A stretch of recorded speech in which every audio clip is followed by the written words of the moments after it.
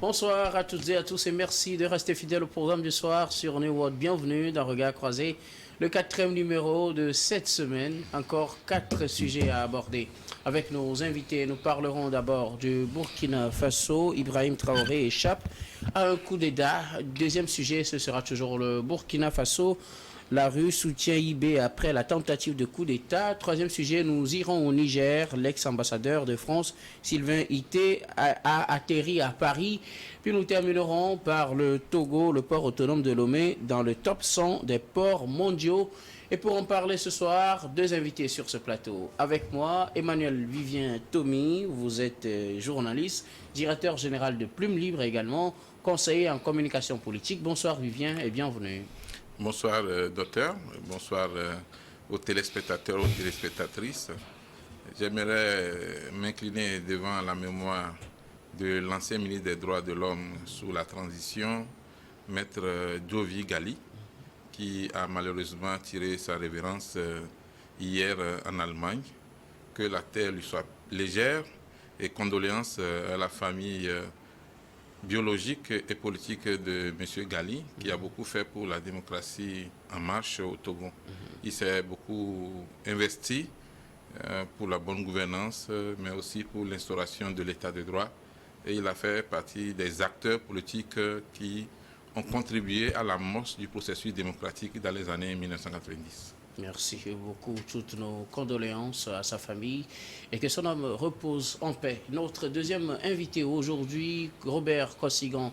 À côté, vous êtes analyste politique et président de l'Alliance Jeunesse Développement AJD. Bonsoir Robert et bienvenue. Bonsoir Doc, et bonsoir à tous les téléspectateurs de partout dans le monde. Je voudrais saluer tous les représentants et les coordonnateurs de l'Alliance Jeunesse Développement AJD qui travaillent d'arrache-pied pour la réussite de notre activité actuelle dans le tournoi de football actuel dans le Faux.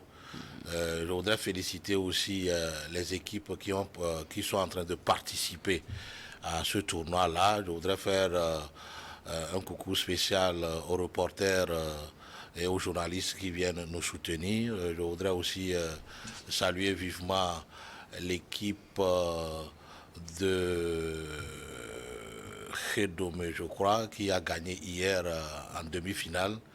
Voilà, et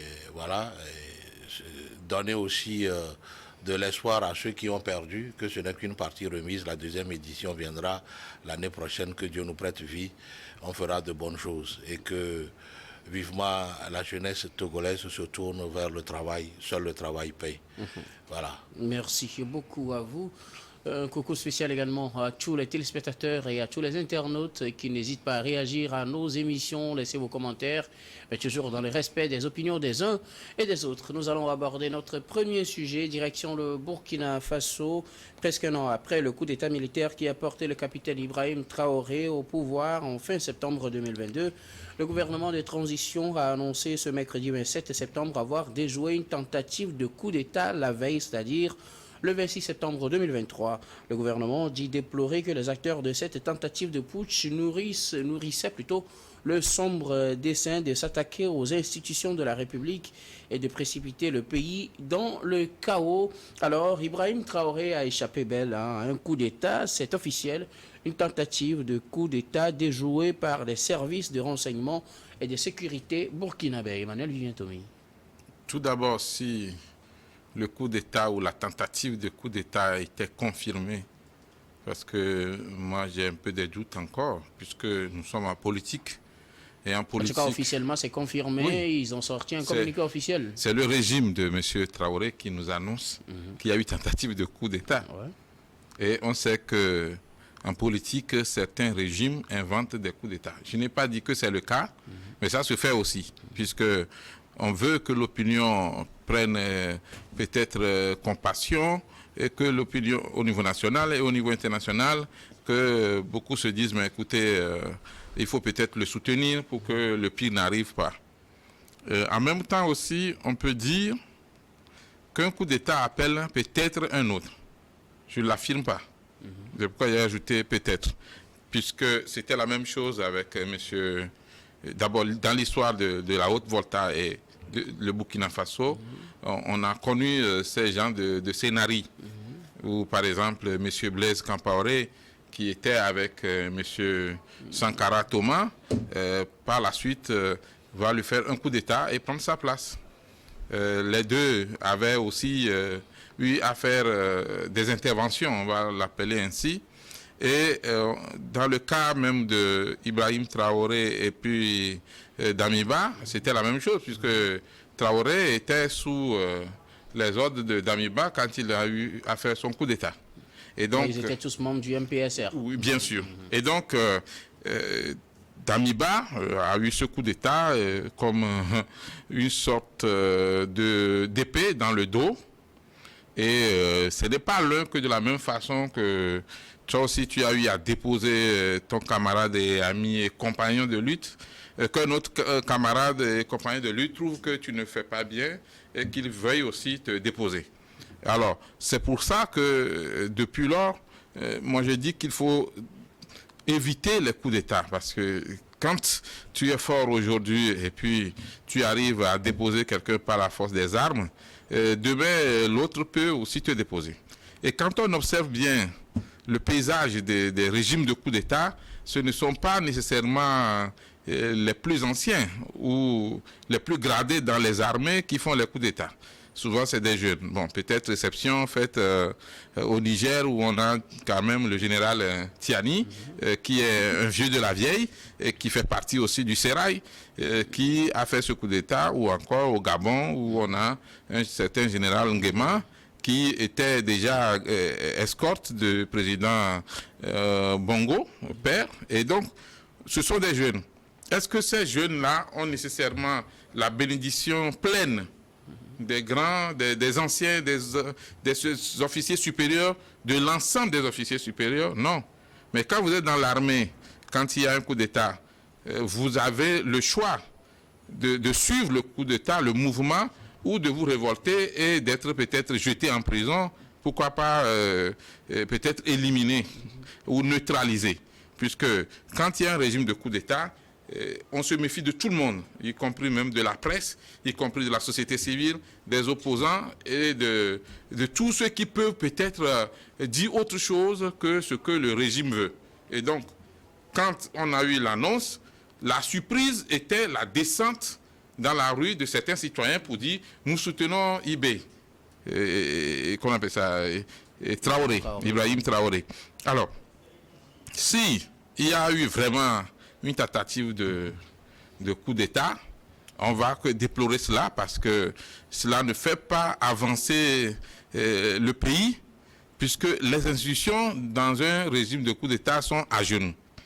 Alors, 3 coups d'État en moins de 3 ans, je ne pense pas que cela puisse donner confiance aux investisseurs économiques, aux étrangers, pour pouvoir dire, mais écoutez, nous sommes dans un pays stable.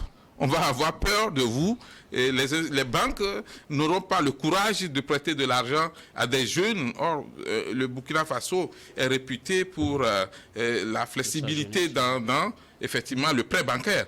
Si vous êtes un jeune entrepreneur, vous n'avez pas tellement de problèmes comme au Togo, par exemple, ou dans d'autres pays, pour avoir accès à un prêt auprès d'une banque. Mais quand il y a de ces coups d'État répétés déjà, 2 coups d'État et puis tentative de coup d'État, c'est pour ça que certains régimes ne parlent même pas trop de coup d'État. Ils utilisent d'autres termes. Quand il y a des tentatives de coup d'État, ils parlent de mutinerie, ils parlent de révolte dans les casernes, parce que si tu utilises trop le mot coup d'État, toi-même tu fais fuir, ça fait peur aux investisseurs. Parce que l'argent n'aime pas justement le bruit. Et donc, chaque fois qu'on sait que du moment à l'autre, ça peut basculer, peut-être tu viens signer un contrat pour exploiter un minerai et vous vous entendez très bien, et puis demain, basta, il y a un autre régime et vos affaires sont foutues. Et donc, aujourd'hui, que tous ces jeunes-là qui sont au pouvoir par la force des coups d'État fassent attention à la communication, parce que la communication est une arme redoutable, une arme à double effet, à double tranchant. Si vous voulez peut-être faire croire que, mais écoutez, les gens m'en veulent, j'ai besoin de votre sympathie, aimez-moi, aidez-moi à avancer, au même moment aussi, vous créez votre propre ton, puisque si ce n'est pas vérifié, ça veut dire que vous faites fuir les gens et vous faites plutôt que les gens n'auront pas confiance à vous. Alors, qu'est-ce que vous voulez dire concrètement? Vous doutez de l'information qu'il y a eu une tentative de coup d'État? Vous pensez plutôt que c'est un montage? Je le prends avec pincette, surtout par rapport à la manifestation publique des citoyens. Nous reviendrons tout à l'heure. Oui, tout à fait. Et donc, vous voyez un coup d'État qui échoue, il faut au moins 5 ou 6 jours pour en savoir un peu plus. Mais si quelques heures après le fameux échec du coup d'État, on peut avoir des manifestations, soit dites spontanées, mais qui sont en réalité préparées, je pense qu'on n'est pas trop loin de la comédie politique.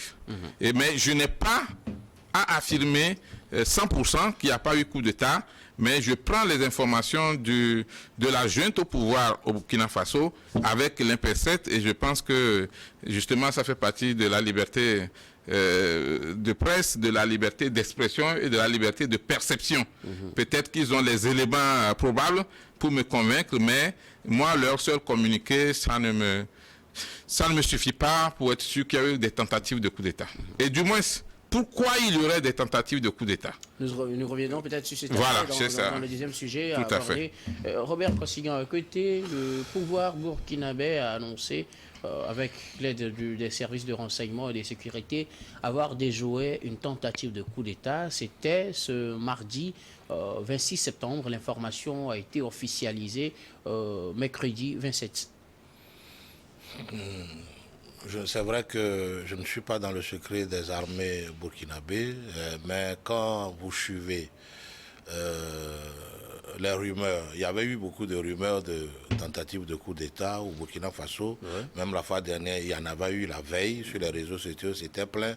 Mais aucun média sérieux ne parlait pas de coup d'État avant que le jour suivant, Ibrahim Traoré lui-même. Il n'y avait pas eu de mutinerie, voilà, il n'y avait Ibrahim pas Traoré eu d'éléments lui-même ne viennent confirmer, c'était des informations. Voilà, confirmer alors les rumeurs comme quoi il y avait vraiment eu que le coup d'État était en préparation, déjoué par les services de renseignement. Mais moi, je crois que le capitaine Traoré tombe un peu dans le populisme et ne fait que assainir un peu ou peut-être tracer sa voie pour plus de prise de main sur les instants dirigeants de l'armée burkinabé. Il est capitaine, il a des supérieurs hiérarchiques avant de prendre le pouvoir. Et moi, je crois qu'il est en train de faire son lit. Mais il est devenu chef suprême des armées. Absolument, mais il est en train de faire son lit. C'est-à-dire qu'il est en train de tracer son lit, il est en train de tracer son chemin, ne serait-ce que pour faire bien asseoir son pouvoir et éventuellement éviter que peut-être quelques éléments les plus peut-être dangereux à ses yeux soient éliminés ou mis hors d'état de nuire, ne serait-ce que pour préserver son pouvoir et continuer ce qu'il est en train de faire au Burkina Faso. Maintenant, ce qui se fait d'une manière un peu plus dangereuse au Burkina Faso, c'est le fait que le gouvernement et le capitaine Ibrahim Traoré mettent sous éteignoir toute voix discordante et surtout les médias. La fois dernière, vous avez suivi que voilà, Jeune Afrique aussi a été mis en off au Burkina Faso, toutes choses qui ne concourent pas au bien de son gouvernement. Vous savez, il ne suffit pas de dire que nous défendons la souveraineté de notre pays, il ne suffit pas de clamer le partenariat avec la Russie à tout vent, il ne suffit pas d'accuser, de traiter la France de tous les maux, pour susciter peut-être l'engouement des jeunes qui ne comprennent rien de la politique et pour alors s'assurer de la mise ou de sa suprématie sur un pays. C'est grave parce que il vaut mieux pour le capitaine Traoré de revoir un peu tout ça, c'est-à-dire sa gestion du pays, surtout sur le plan de communication. Vous savez, il faut parfois accepter les critiques pour mieux diriger, pour mieux faire ce qu'on est en train d'exécuter. Mais maire sous éteignoir, alors les médias qui ont peut-être les plumes critiques ou les voix critiques, mettre peut-être sous éteignoir ou forcer peut-être les gens de la société civile qui ont peut-être des voix discordantes pour intégrer les VDP sur le terrain, ne pas permettre à ce que les soldats tombés sous le champ de bataille, ne pas permettre à leur famille alors de bien faire leur deuil, comprimer ou restreindre la liberté d'expression, restreindre l'activité des partis politiques au nom d'une souveraineté qui ne dit pas son nom. Je ne pense pas que ça peut aider Ibrahim Traoré à faire de son nom d'abord le Sankara numéro 2 qu'il veut, et surtout permettre aux Burkinabés de connaître la paix. Parce que malgré alors toutes ces accusations de lui-même et de son gouvernement envers la France, malgré que voilà, il communique toujours sur son partenariat avec la Russie, je ne pense pas quand même que tout ça alors impacte positivement la guerre menée par lui-même et son armée contre les terroristes, et qu'ils sont en train d'engranger alors les territoires perdus des mains des terroristes. Et tout ça le conduit directement vers le populisme, et ça ne va pas l'arranger du tout. Moi, je crois qu'il faudrait mieux mettre tous les acteurs, c'est-à-dire les politiciens, l'armée, la société civile, alors sur un point de consensus pour que voilà, le Burkina Faso puisse sortir des mains du djihadisme, puisqu'il n'est pas connu de tous aujourd'hui que voilà le terroriste. Le terroriste, ce n'est pas l'étranger. Un étranger au Burkina Faso sont aussi les Burkinabés. Maintenant, comment faire cette guerre si vous ne voulez pas écouter les autres? Alors, vous aussi, vous doutez de l'authenticité de cette, de la véracité de cette information? Moi, je doute trop de la véracité de cette information. Mais moi, je pense plutôt que c'est une manière du capitaine Traoré pour mettre peut-être hors d'état de nuire ceux... peut-être pour dissuader ceux qui auraient cette intention? Même pas pour dissuader, mais... vous savez, dans l'armée, il y a des éléments que craignent peut-être les dirigeants. Alors c'est une manière de les écarter, de les mettre sous éteignoir, ne serait-ce que pour avoir plus de paix à conduire sa transition. Mais j'ai dit, tout cela amène parfois des frustrations. Et au lieu qu'il soit tranquillement en train de se battre pour sécuriser le Burkina Faso, il est en train d'attirer sur lui peut-être les foudres d'un coup d'État ou les foudres d'une opposition qui sera issue de son armée ou de la classe politique ou même des Burkinabés, parce que n'oublions pas que ce ne sont pas seulement les jeunes qui sortent là, qui sont des Burkinabés. Il y a aussi d'autres Burkinabés qui ne parlent pas et qui ont d'autres opinions et qui n'ont pas l'occasion de l'extérioriser ou de parler sur la place publique de peur d'être mis en prison ou peut-être recrutés de force pour les VDP. Je rappelle que des personnalités ont été arrêtées, une enquête a été ouverte, d'autres sont recherchées. On en saura plus peut-être dans les jours à venir, mais nous allons marquer la première pause, puis on retrouve après pour la suite de cette émission.